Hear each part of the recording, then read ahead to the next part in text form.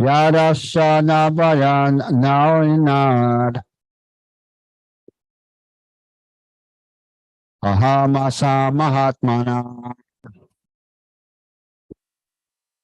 Naidam Jaga Sambaram Pushpaya Yavanrite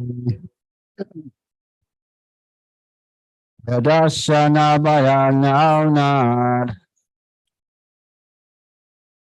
Ahamasan Manatmaha Navidam Jaga Sambaram Purshavaya Vamrite Yasyanabhyam Nalinad Yadasana Bayan Nalinad Amasam Mahatmana Ahamasa Mahatmana Nidam Sambhara Sambhara Shanti Shavayamante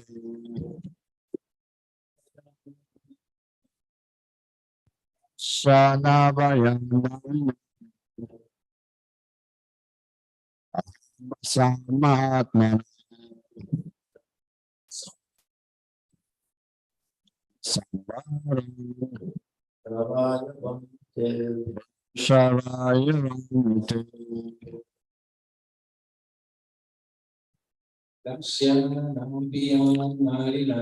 Yadasanabayannarinad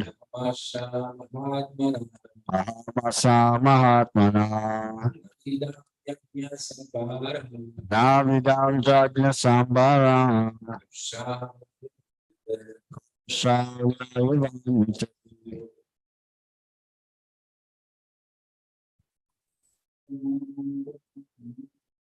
Yadasanabayannarinad Ahamasa Mahatmana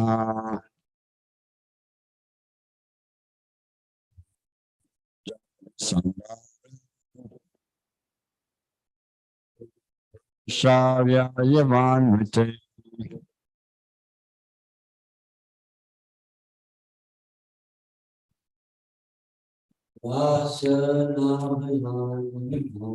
Yadasanabayannarinad Ahamasa Mahatmana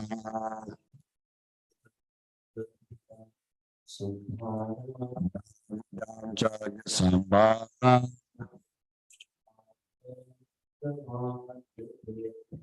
Shavayamante Yadasanabayannarinad Ahamasa Mahatmana Navidam Jaga Sambara Shavayamante Yadasanabayannarinad Ahamasa Mahatmana Navidam Jaga Sambara Shavayamante Change word by word. Yada at the time of Asha is Nabya from the abdomen. Nalinat from the lotus flower. Aham myself. Asam took my birth. Mahatmanaha of the great person. Na Abhidam did not know. Jagna sacrificial. Sambaran obedience. Purusha of the Lord. Avyavan personal bodily limbs. Rite accept. Translation and purport by His Divine Grace A.C. Bhaktivedanta Swami Srila Prabhupada. When I was born from the abnormal lotus flower of the Lord, Mahavishnu, the great person, I had no ingredients for sacrificial performances except the bodily limbs of the great personality of Godhead. Lord Brahma, the creator of the cosmic manifestation, is known as Swayambhu, or one who is born without father and mother. The general process is that a living creature is born out of the sex combination of the male father and the female mother. But Brahma, the firstborn living being, is born out of the abdominal lotus flower of the Mahavishnu plenary expansion of Lord Krishna. The abdominal lotus flower is part of the Lord's bodily limbs, and Brahma is born out of the lotus flower. Therefore, Lord Brahma is also part of the Lord's body. Brahma, after his appearance in the gigantic hollow of the universe, saw darkness and nothing else. He felt perplexity, and from his heart he was inspired by the Lord to undergo austerity, thereby acquiring the ingredients for sacrificial performances. But there was nothing besides the two of them, namely the personality of Mahavishnu and Brahma himself, born of the bodily part of the Lord. For sacrificial performances, many ingredients were in need, especially animals. The animal sacrifice is never meant for killing the animal, but for achieving the successful result of the sacrifice. The animal offered in the sacrificial fire is, so to speak, destroyed, but the next moment it is given a new life by dint of Vedic hymns chanted by the expert priest. When such an expert priest is not available, the animal sacrifice in the fire of the sacrificial altar is forbidden. Thus, Brahma created even the sacrificial ingredients out of the bodily limbs of the Garbhodakshay Vishnu, which means that the cosmic order was created by Brahma himself. Also, nothing is created out of nothing, but everything is created from the person of the Lord. The Lord says in the Bhagavad Gita 10:8, Aham sarvasha prabhavo mata sarvam pravate. Everything is made from my bodily limbs, and I am therefore the original source of all creations. The impersonalists argue that there is no use in worshiping the Lord when everything is nothing but the Lord himself. The personalist, however, worships the Lord out of a great sense of gratitude, utilizing the ingredients born out of the bodily limbs of the Lord. The fruits and flowers are available from the body of the earth, and yet Mother Earth is worshipped by the sensible devotee with ingredients born from the earth.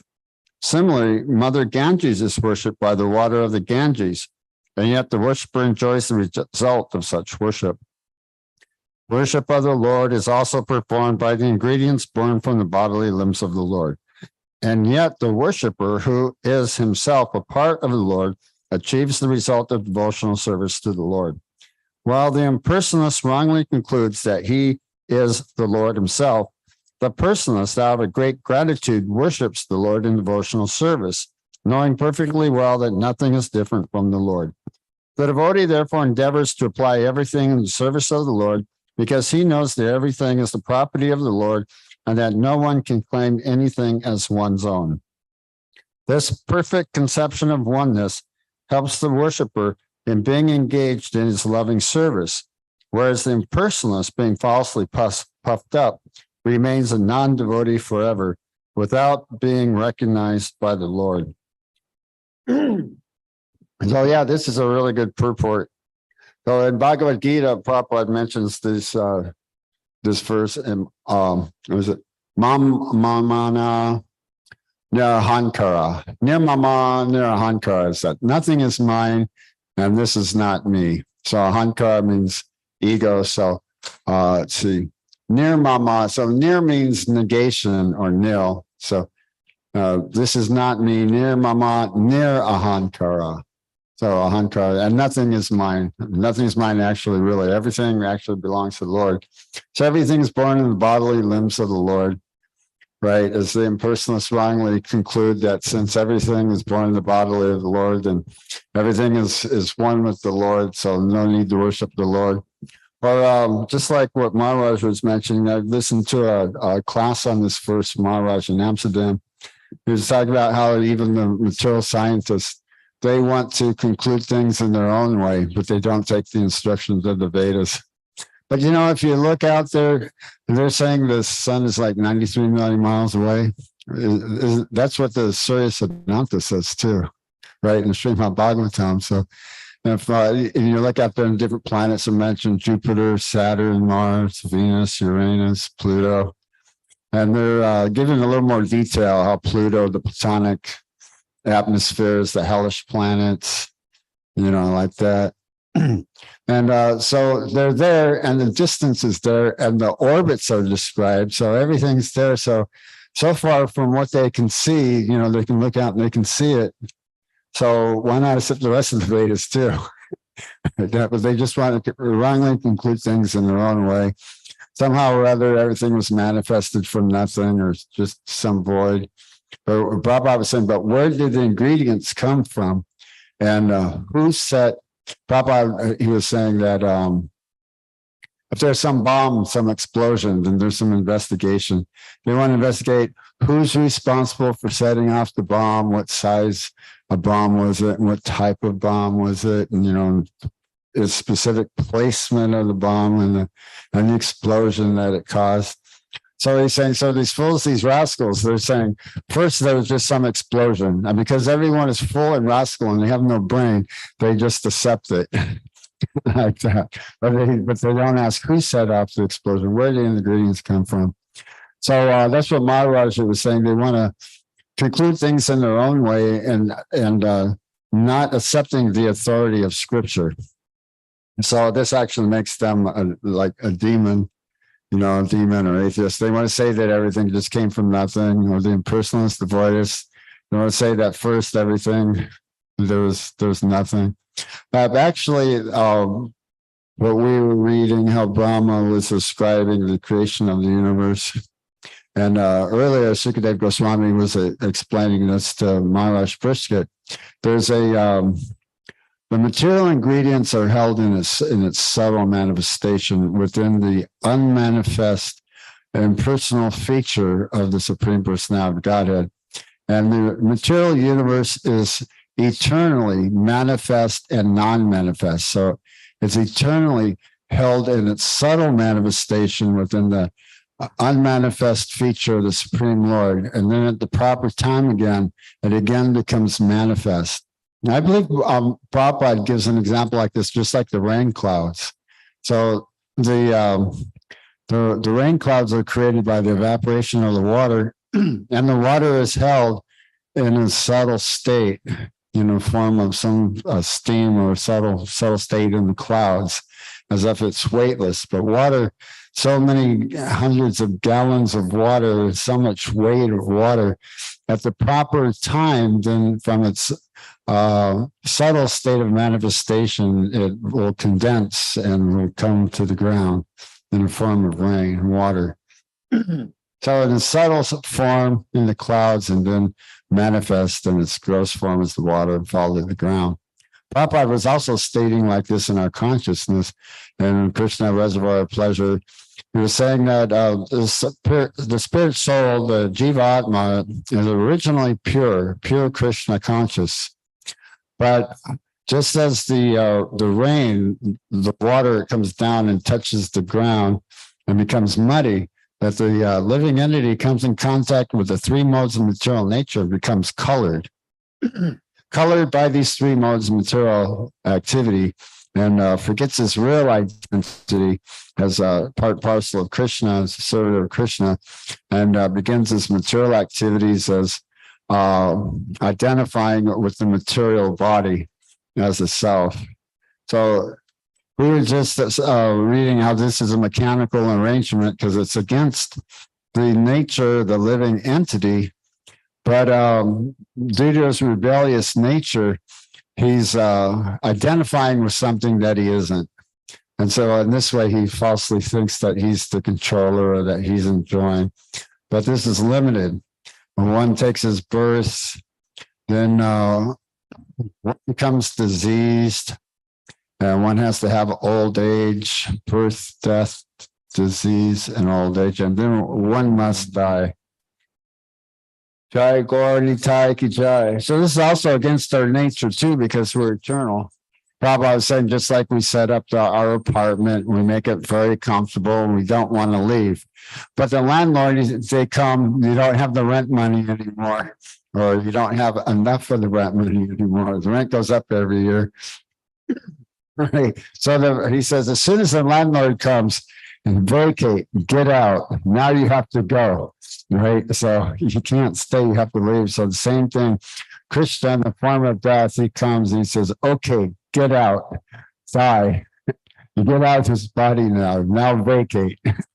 So by the force of material nature, by karma, and so the living entities, what Maharaj was saying in this verse also, these are the things that I was thinking about, as generally men and women, species of animals, and Maharaj says, Brahma definitely knows all the species of all the animals and all the trees, because he created it all. He didn't have any ingredients, so he got the ingredients from the Lord.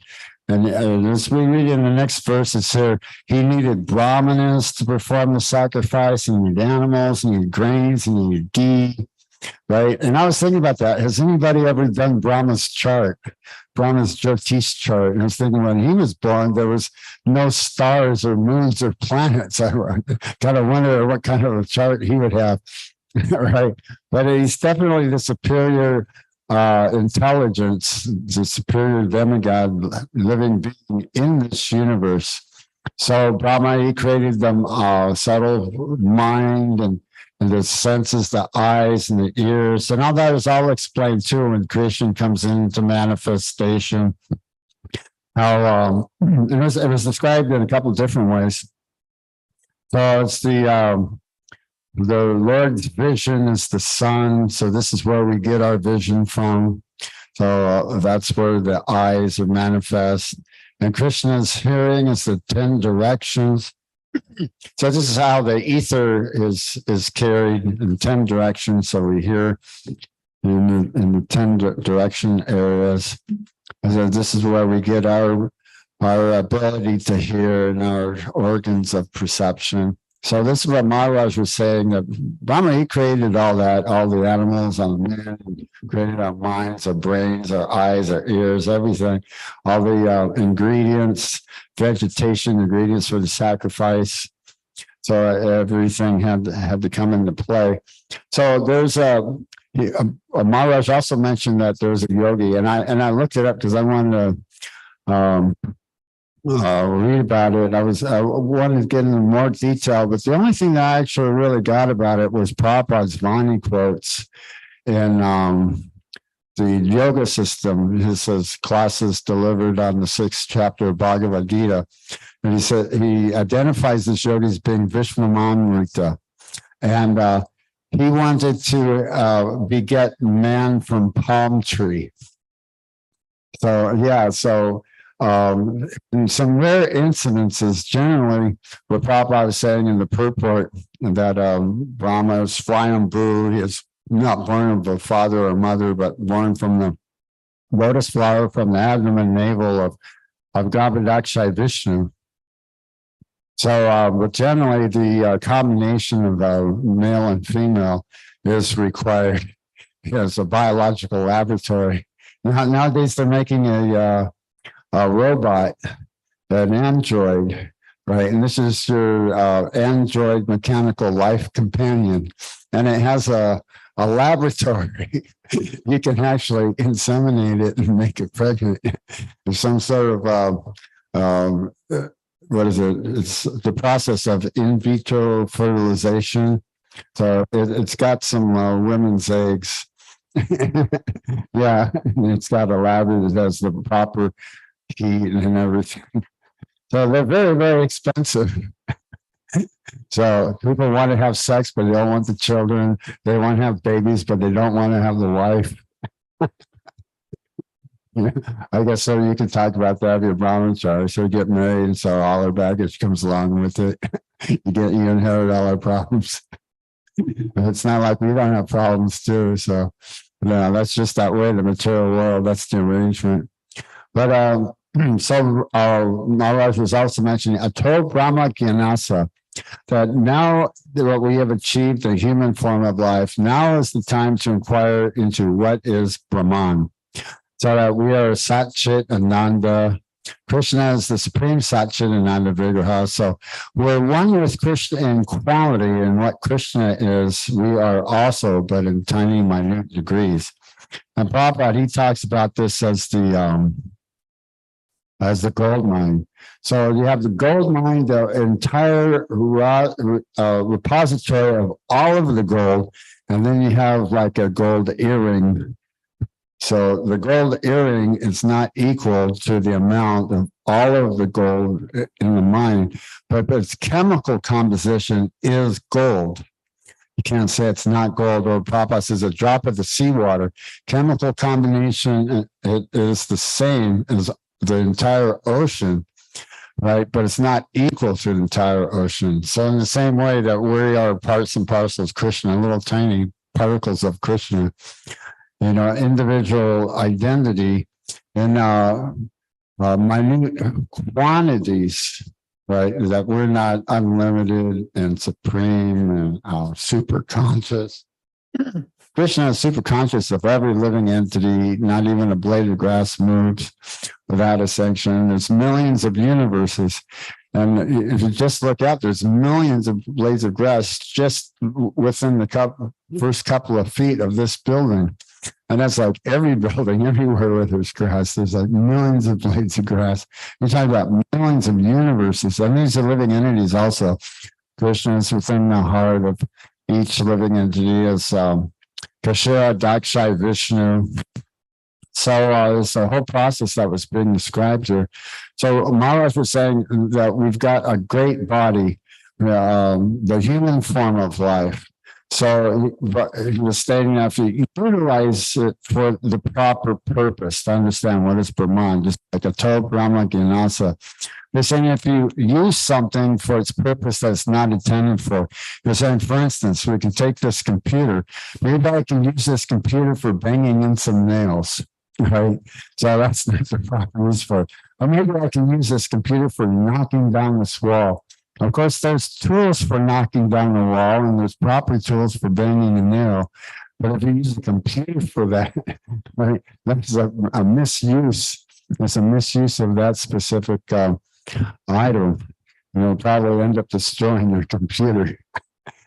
So the same thing being reckless with our material bodies, wrecking our bodies, or not using the body for the proper purpose and simply just gliding down into hell. So the karmas and materialists are suffering in this lifetime, and they're suffering so many different legal implications are considered bad karma. So there's a lot of legal implications. What is that? I try to think of the yogi who this was. He's some thieves were being chased by the police, and they hid in his hermitage. So they came and they searched this, and they found the thieves, and they arrested the yogi along with him. So the yogi was sentenced to be impaled, right? And just at the last moment, the king says, "Oh, this is a great saintly person. This is a sadhu. Here, give him pardon. Give him pardon. This is a mistake. He's innocent, right?" So the yogi asked Yamaraj. He said, "Why did this happen?" Right? And he said, "Well, when you were a child, you had been pleased with a thorn, and you pierced an ant in the abdomen." So these are karmic reactions. So he got a legal implication for something that he did innocently as a small child in ignorance. So we're responsible for, let's say, as Narada Muni had instructed a hunter and instructed him to be a Vaishnava and chant Hare Krishna. And the hunter, when Narada Muni came, he brought another great saintly demigod with him. When they came to see the hunter, he came to offer his obeisances, but there were some ants in the way on the walkway. So he got down, he started sweeping, very carefully sweeping, moving the ants out of the way, because he said, see, as a hunter, he was leaving the animals half dead, suffering, and now he's not even prepared or willing to even kill an ant, even to receive a saintly person like that. So just see that how the mentality has changed. Prabhupada sometimes mentioned this as alchemy, spiritual alchemy. The science of alchemy is the science of making gold. So it's transforming base bell metals into gold. And Prabhupada was talking about mercury, copper, and brass. And he said that mercury is just one molecule different from gold. So mercury, it's liquid metal. And it, I guess, what does it do? It expands or something from heat. So they use it for in the thermometers. Now, if you drop it, drop a drop of it, it breaks up in small tiny little round beads, right? And you combine it back together again, and it becomes one homogeneous glob of mercury. So it's liquid metal, but it's one mercury away from gold, is what Prabhupada said. So that's the whole process of alchemy, is at the molecular level to change the molecular properties of these specific metals to make gold. So that's the process of purification of the spiritual soul, of material identification, and being an atheist or demon, or being in ignorance, three modes of material nature, guna, quality, and quality, guna, and the three modes of material nature. So it's one's qualities according to three modes of material nature, guna and karma, and one's karma is destiny from his previous actions. So it is operating in a chain of repeated action and reaction. And in ignorance, he doesn't know why so many different things are happening to him. Everyone wants pleasure, but you can't just have pleasure. You also have to have some displeasure. Some suffering has to go along with it. That's just the natural physics.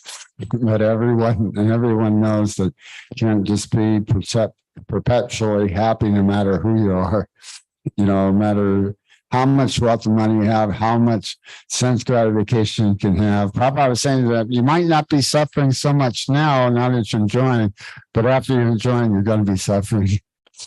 So according to one's guna, quality, and karma, destiny. So then one is purified, and it's compared to the process of changing the living entity into gold, and becoming purified, and becoming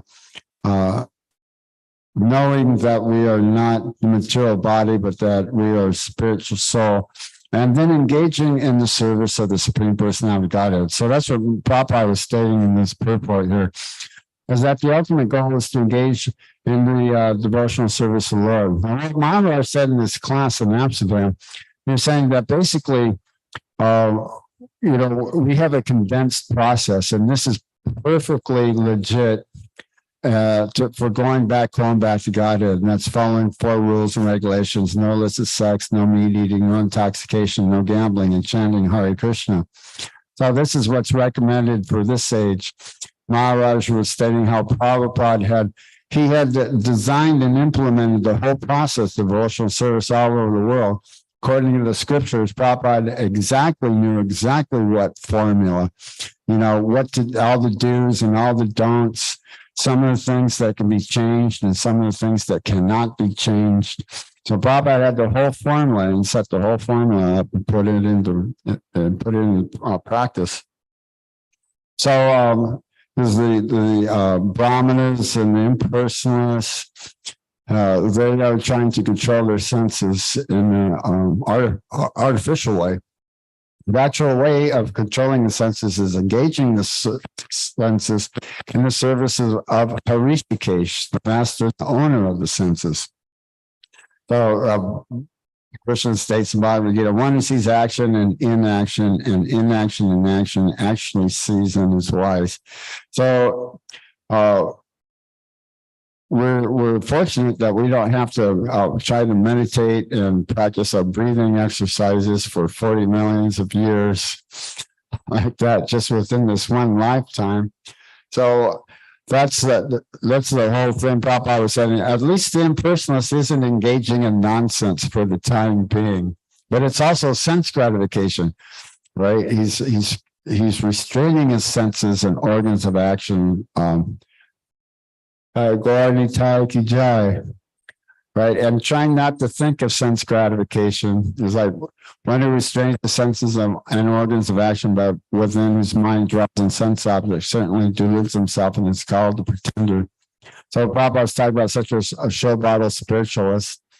So he'll get the desire within the mind. He said even Vishwamrita Muni, and there was an example, there are many Munis, and this is described in Ramayana, how they became attracted to family life and sex life. Vishwamrita Muni was in the bottom of the river meditating, and he saw a couple of fish copulating. And so that was his fall down. Or there was the tinkling of the ankle bells of the society girl named Manika. And he heard this sound. So any one of the senses can completely bewilder the mind and carry lust, anger, greed. Let's see the way that verses go. One falls down again into the material pool. Right, from lust, one becomes angry, and one becomes angry. Loses his intelligence, and then when one loses the intelligence, again he falls down in the material pool. So there's a specific process. So Krishna is stating that the lust is its stations. Lust is situated in the stations of the senses, the intelligence, and the mind. And so with determination and the weapon of detachment is cut down and curb this great enemy of this great enemy sin. So that's the whole process, thinking about Krishna, engaging in Krishna service, not on anything impersonal or void. Prabhupada was saying that to meditate on something impersonal is a little difficult. He was stating that they have to learn the non-perceptual feelings, and they first have to take the real impersonalists. They have to take sannyas first, and then they study the Vedanta sutras, the Upanishads, and study Sankaras, Vyas, Sankara is stating.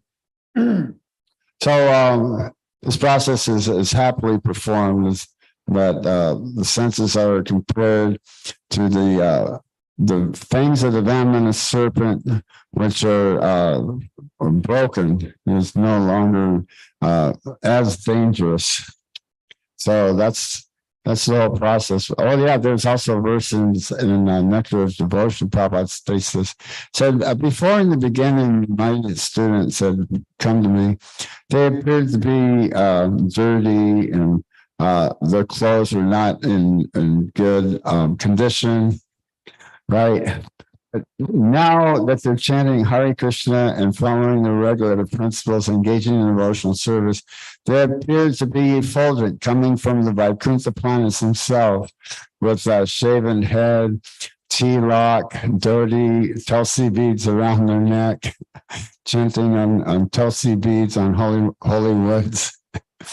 Like that. So that's the whole process of alchemy, or spiritual alchemy, transforming the materially conditioned mind and intelligence and false identification with material body to understand that we're Krishna's eternal servant, a part and parcel of Krishna's spiritual soul.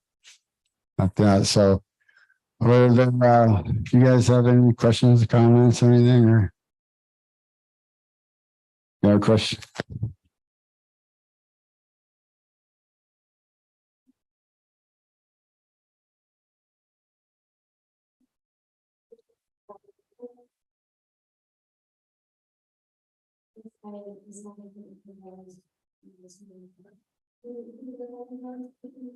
That was a Vishwamitra movie. Yeah.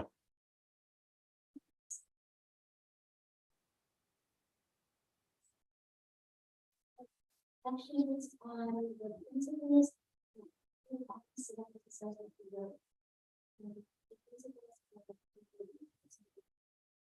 but when you study the text is story of how the Lord left the temple just because they wanted to get along with share you know, they're like, yeah, I got them. I don't know on the cherry pie. That was really Because you couldn't have cherry pie? yeah. Right, yeah. Right, yeah.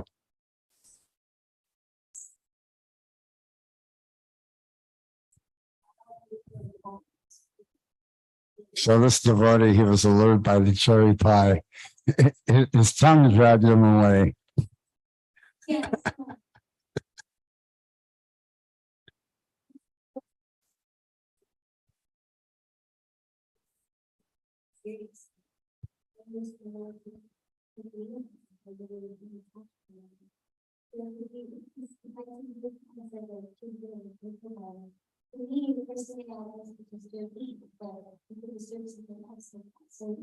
Yeah, we got on Harinam. There's the donut shop and cheesecake factory. Then there's that hellish place that's broiling those ribs or something. Sometimes the smell goes in the air. We don't find the smell very appealing, but the karmis, the demons, they do. But what do? They rev their engines. They're like cruising or something. When they go out, they turn it out going. Then you got the really cool stereo with the right sound, and they gotta turn it up.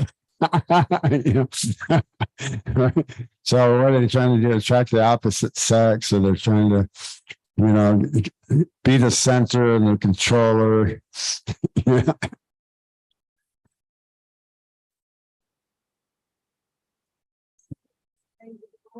Slowly on the Lord off, just how great he is, under the Lord's order, he's still, is still so small compared to the Lord. And so just that reminder is so nice that, okay, I'm really helpless. I'm just swayed so easily. So it's nice like that we can be around devotees, and Srila Prabhupada has made these, the society for us to associate with those like-minded devotees who can help us overcome those bad habits we have, or Yeah, we're very, very tiny, especially in comparison to the supreme personality in this universe, Lord Brahma. And then even then, he's very, very tiny as compared to the unlimited supreme Lord, who's the source. There's a description and narration. Brahma came to see Krishna and Narayan, and the guard says, who should we say is here? He said, Brahma. And so they came back and they said, the Lord wants to know which Brahma or who are you? There's no what? He's like confused, right? So I entered the assembly there. Brahma has 4 heads in this universe, so it's considered a smaller universe. But in some of the other universes, they're much larger universes, and Brahma has more heads. So there's Brahmas with hundreds of heads, and there's hundreds and thousands of Brahmas. And when they all bowed down to the Lord, and all of their helmets were touching the floor, all the tinkling and all the sounds of all of the helmets sounded as if it was the Vedic hymns glorifying the Supreme Personality of Godhead. So in this way, Krishna had done this just to humble his devotee, Lord Brahma. Okay. Yeah. So are there any questions or comments? Anything else we say? Srimad Bhagavatam class key joy.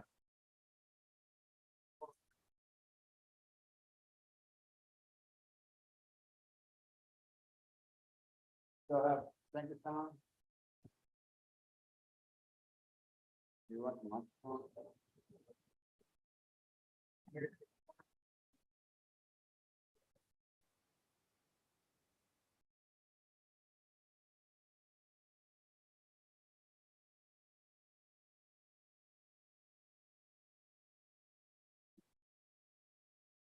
Okay, so we had, here's just all of the, I'll just say all of the scores.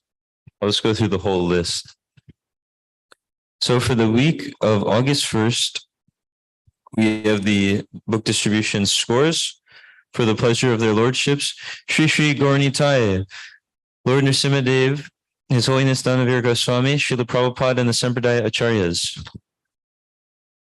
So we had 1, 2, 3, 4, 5, 6, 6 book distributors this week. And in 6th position with 3 small books for a total of 75 book points, Mridanga Prabhu. Haribo.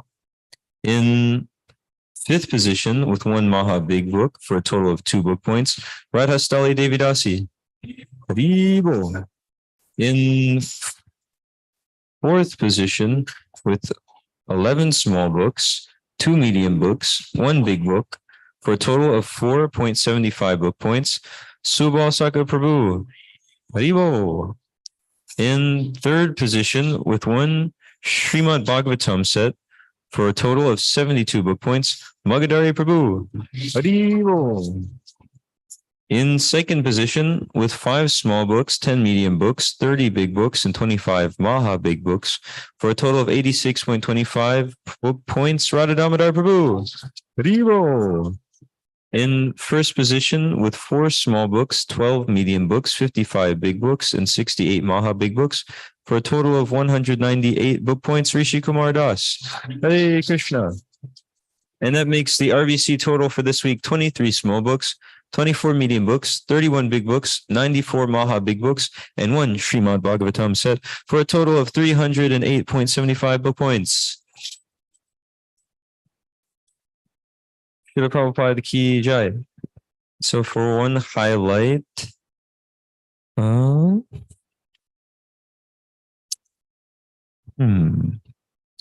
met some cool people at the festival yesterday, 2 days ago. There was a Rath Yatra, and I think maybe the first person that I met would be the highlight. I'm looking at the pictures of some of them. There was a nice guy. Him and his brother were from, it was like Orissa or somewhere, which is nice because that's where Jagannath Puri is from. Actually, no, we met one guy who was from Orissa who took some books, which is where like the Rath Yatra is and everything. But we met this guy from Hyderabad, and every time I meet someone from India and I want to give them Prabhupada's books, I usually tell them some sort of food from the place they're from, and I say, man, every time I have Shrikand, I eat so much, I get a stomach upset. Not my stomach gets upset, but I get a stomach upset. And they'll usually laugh or say something. And so he actually just really opened up about this. I said, wow, yeah, every time, because they have dosas in Hyderabad, I said, every time I have dosa, I have so much, I get a stomach upset. And he goes, oh, this time instead of laughing or something, he said, me too. He said, the dosa, it's making too much acidity. And I really like the dosas, but I've had to cut back on the dosas, and I don't have them so much anymore. And so it really started a whole conversation. And so we were just talking briefly, and I told him about the temple. I showed him everything that we're doing, and he's like, yes, I love to support these kind of things. And he gave a nice donation, and then we gave him the big set of the 9 big books. And his brother was there too, so they said they'd share them. Srila Prabhupada Ki Jai. We don't have Radha Damodar for a story, unfortunately. Magadari Prabhu.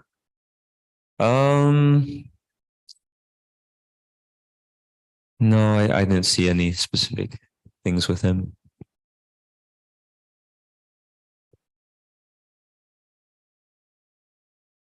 No.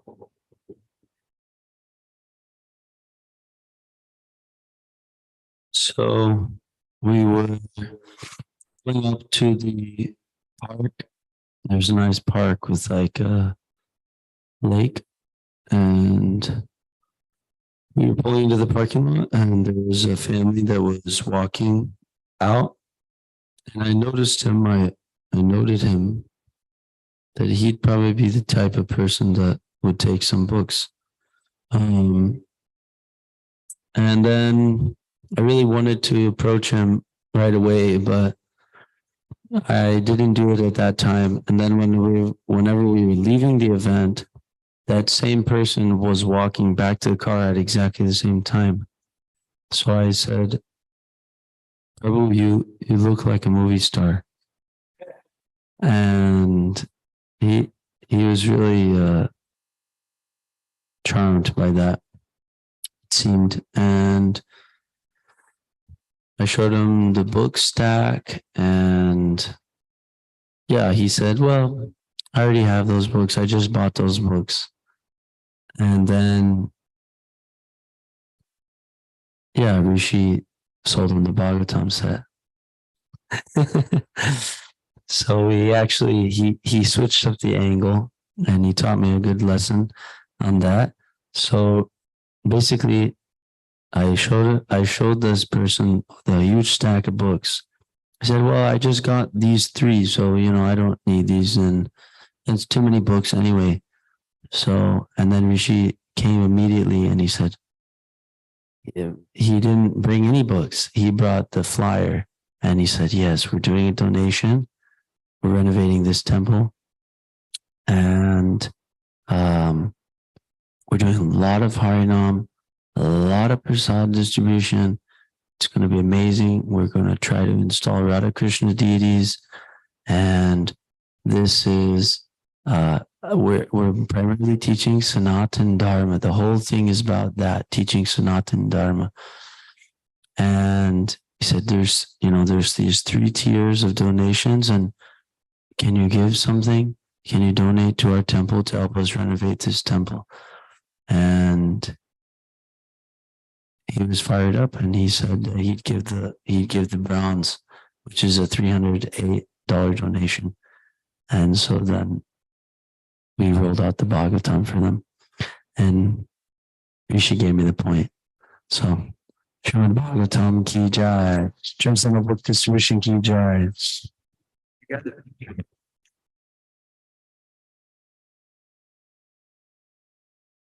Okay, so everyone already said a highlight yesterday.